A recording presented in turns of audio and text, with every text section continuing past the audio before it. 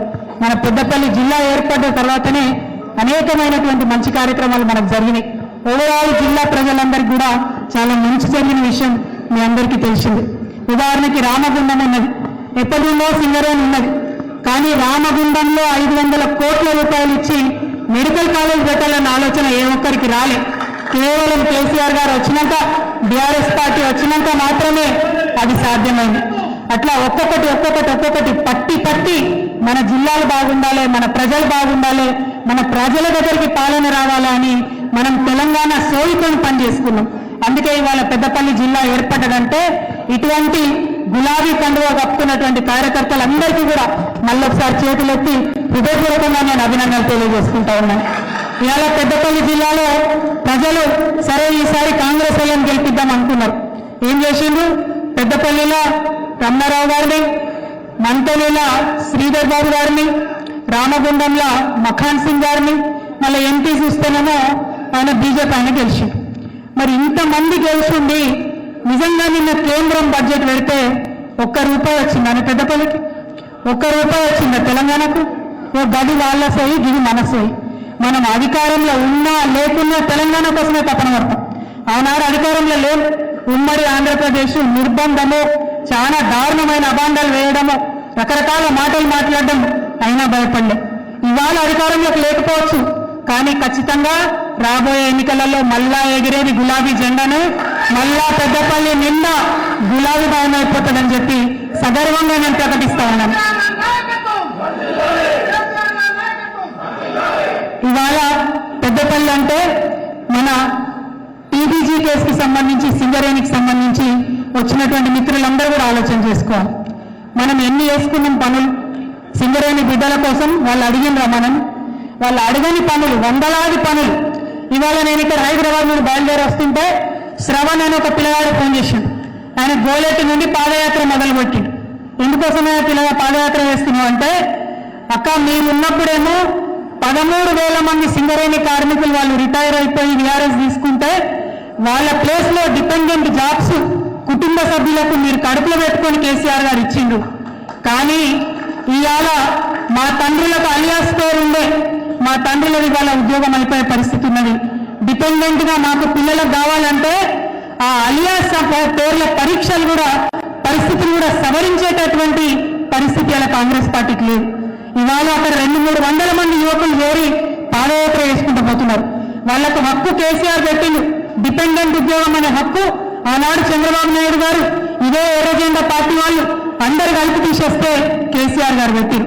13,000 మందికి ఉద్యోగాలు ఇచ్చేటప్పుడు మనం చూసి చూడనట్టుగా పోయినాం. అలియాస్ పేర్లుంటే అధికారులకు చెప్పినాం, ఇబ్బంది ఏం లేదు, చుట్టుపక్కల కనుక్కోండి, సోషల్ ఆడిట్ చేసుకోండి, వాళ్ళ వారసులను తెలిస్తే తక్షణం ఉద్యోగం ఇవ్వనని చెప్పినాం. కానీ ఇవాళ ఆ పరిస్థితి లేదు. మానవత్వం ఉన్న సర్కారు కాదు ఇది. కానీ ఇదే ముఖ్యమంత్రి రేవంత్ రెడ్డి ఇదే మైండ్ల మీద ఇదే సింగరేణి టోపీ పెట్టుకొని ఏం చెప్పిండు అన్నాడు? ఏమయ్యా కేసీఆర్ గారికి అలియాస్ పేర్లను మార్చే తీరిక లేదా అన్నాడు. మేము కాయిదాలలో మార్చలే, జీవితాలు మార్చినాం. మేము కాయిదాలలో ఆర్డర్ ఇయ్యలే, పని చేసి చూపించినాం. మీలాగా మాటల పుంజనం కాదు, మేము పని చేసి చూపించినాం. ప్రతి ఒక్క సింగరేణి బిడ్డకు తెలిసి ఇవాళ ఫ్రీ కరెంట్ ఎట్లా వచ్చిందో, ఏమేమి లాభాలు జరిగినాయో, ఎన్ని లోన్లు ఇచ్చినామో. సింగరేణిలో ఇవాళ ఏం జరుగుతుందండి? సింగరేణిలో చాలా మంది పిల్లలు ఐఏఎస్ ఐపీఎస్లు కోచింగ్లకు పోతుంటారు. కానీ సింగరేణి డబ్బులు తీసుకుపోయి రాజీవ్ గాంధీ గారి పేరుతో పెట్టినటువంటి రాష్ట్ర స్థాయి ఏదో పథకానికి ఇస్తున్నారు. చెమట వడవాలి, నెత్తురు వడవాలి, దాన్ని డబ్బులేమో కొడంగల్కి ముఖ్యమంత్రి గారి నియోజకవర్గానికి అక్కడికి పోయినాయి.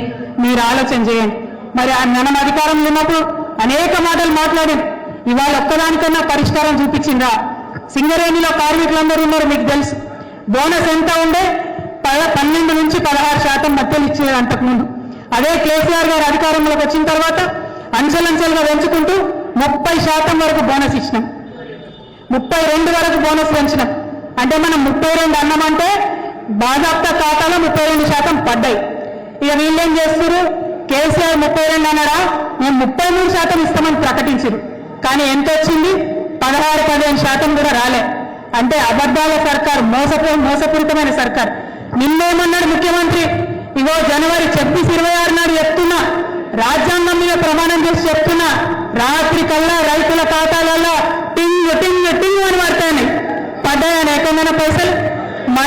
మంది ఒక ఊర్లో పడ్డాయి. ఇక వీళ్ళట కేసీఆర్ అసెంబ్లీకి రావాలి. ఎందుకోసం రావాలి? మీరేమైనా చక్కనైన పనులు చేస్తే, మీరేమైనా తెలివిగల పనులు చేస్తే, మీరేమైనా నిజాయితీతో పనులు చేస్తే, మీరేమైనా ప్రజలకు పనికొచ్చే పనులు చేస్తే ఖచ్చితంగా కేసీఆర్ గారి స్థాయిలో రావాల్సినప్పుడు వస్తారు, అడుగుతారు, కడుగుతారు. అది కాదు విషయం. మీరు అన్ని మోసమే, ప్రతిదీ మోసమే. సింగరేణి కార్మికులకు మోసమే, రైతులకు మోసమే. మన ఇంతో మంది మహిళలు ఉన్నారు. ఏం చెప్పింది మహిళలకు? 2,500 రూపాయలు ప్రతి మహిళకి ఇస్తాం. 18 ఏళ్ళు నిండిపోయాయి, 2,500 ఇస్తాం. ఒక్క దగ్గర కూడా ఇవ్వలే. ఒక్క ఊర్లో కూడా కనీసం సర్వే చేసిన పాపం లేదు. మళ్ళీ ఏమన్నంటే ఏమంటారు? ఇగో మళ్ళా దరఖాస్తు పెట్టుకోండి, ఇగో మళ్ళా సర్వే చేస్తాం, ఇగో ఈసారి ఇందిరమ్మ పేరుతో సర్వే, రేపు రాజీవ్ గాంధీ పేరుతో సర్వే, ఎల్లుండి సోనియా గాంధీ పేరుతో సర్వే, కానీ డబ్బులు మాత్రం రావు. ఇదే పరిస్థితి తప్పితే ఇంకోటి ఏం లేదు. ఇవాళ అందుకనే మనం ఆలోచన చేసుకోవాలి. ఇవాళ ఉన్నటువంటి ప్రభుత్వం ఏంది, దాన్ని ఎట్లా ఎండగట్టాలి, తప్పకుండా మనం ఆలోచన చేయాలి. పెద్దపల్లి జిల్లా నిజానికి ఇది తెలంగాణ నెత్తి మీద నీటి కుండ లాంటిది. ఇదే పెద్దపల్లి జిల్లాలో కాళేశ్వరం ప్రాజెక్టు కట్టి తెలంగాణను 1 కోటి ఎకరాల మాగాన్ని చేసుకున్నాం మనం. కానీ ఇప్పుడు ఏం చేస్తున్నారు? ఆ కాళేశ్వరంలో మేడిగడ్డ కొంచెం రిపేర్ వచ్చింది కాబట్టి నీళ్ళని చెప్పి మొత్తం తెలంగాణను ఎండబెడుతున్నారు. అంతకుముందు ఇక్కడ కాళేశ్వరంలో, మేడిగడ్డలో, మనం అన్నారంలో, సుందిలలో నీటి మట్టం సంవత్సరం పొడవునా నిలువ ఉంచేది. దాంతో ఏమైంది? మొత్తం పెద్దపల్లి జిల్లాలో నీటి మట్టం పెరిగి రైతులు మంచిగా పంటలు వేసుకొని అద్భుతంగా పెద్దపల్లిలో పంటలు పండించుకున్నారు. కానీ ఇవాళ మేడిగడ్డ బాగలేదన్న పేరుతోని కనీసం నీటి నిల్వ లేకపోతే శ్రీపాద ఎల్లంపల్లిలో ఇవాళ ఓన్లీ 16 టీఎంసీలకు పడిపోయింది నీటి మట్టం. మరి యాసంగిలో రైతులకు ఎంత గోస అవుతుందో, తాగడానికి ఎంత గోస అవుతుందో, నీళ్లకు పరిశ్రమల పరిస్థితి ఏందవుతుందో ఆలోచన ఈ ప్రభుత్వానికి లేదు. ఇవాళ నేను డిమాండ్ చేస్తా ఉన్న శ్రీధర్ బాబు గారిని, మీరు తక్షణమే మేడిగడ్డ ప్రాజెక్టు వాడొచ్చు అని నిన్నగాక మొన్న మేము తెలంగాణ జాగృతి ఆధ్వర్యంలో సదస్సు పెడితే 50 మంది తెలంగాణ ఇంజనీర్లు వచ్చి చెప్పింది వాడుకోవచ్చు. మొన్న 12 లక్షల క్యూసెక్ల వరద వస్తే కూడా తట్టుకొని నిలబడ్డది మేడిగడ్డ, ఏమి ఇబ్బంది లేదు, మీరు తప్పుడు ప్రచారం చేస్తున్నారని. కానీ వీళ్ళు మాత్రం రాజకీయాల కోసం నీళ్ళు ఇస్తలేరు. నేను శ్రీధర్ బాబు గారిని డిమాండ్ చేస్తా ఉన్నా, మేడిగడ్డ లింక్ 1 వాడండి, ఎల్లంపల్లి వరకు నీళ్ళు ఇవ్వండి. ఎల్లంపల్లిని ఇవాళ మీరు ఎట్లా చేసిరంటే కేవలం హైదరాబాద్కు నీళ్ళు ఇవ్వాలా, పరిశ్రమలకు నీళ్ళు ఇవ్వాలా, రైతులకు మాత్రం ఇవ్వద్దనే పరిస్థితి తెచ్చిండు. దాన్ని తప్పుడు ఉపయోగం చేయకండి, మంచిగా ఉపయోగించండి. ఏం చెప్పారు శ్రీధర్ బాబు గారు? మన బుల్లెట్లు పుట్టమదన్నం తట్టుకునే ధైర్యం లేక అలవిగా అబద్ధాలు చెప్పిండు. ఏమేమని చెప్పిండు? చిన్న కాళేశ్వరం మనం మొత్తం అనుమతులు తెచ్చినాం, చివరి ఒక అనుమతి మిగిలినది. సంవత్సరంన్నర అయింది. ఈ ముఖ్యమంత్రి మాట్లాడితే నెలలో 3 సార్లు ఢిల్లీ పోతాడు, ప్రతి 10 రోజులకు ఒకసారి ఢిల్లీలో ఉంటాడు. కానీ ఇంతవరకు అనుమతులు తీసుకురాలేదు. అదేవిధంగా ఎత్తిపోతల పథకాలు మనం శాంక్షన్ చేసుకున్నాం, కానీ ఇంతవరకు శ్రీధర్ బాబు గారు దాని గురించి మాట్లాడుతున్నారు. ఈ ప్రాంత రైతుల మీద శ్రీధర్ బాబు గారికి కానీ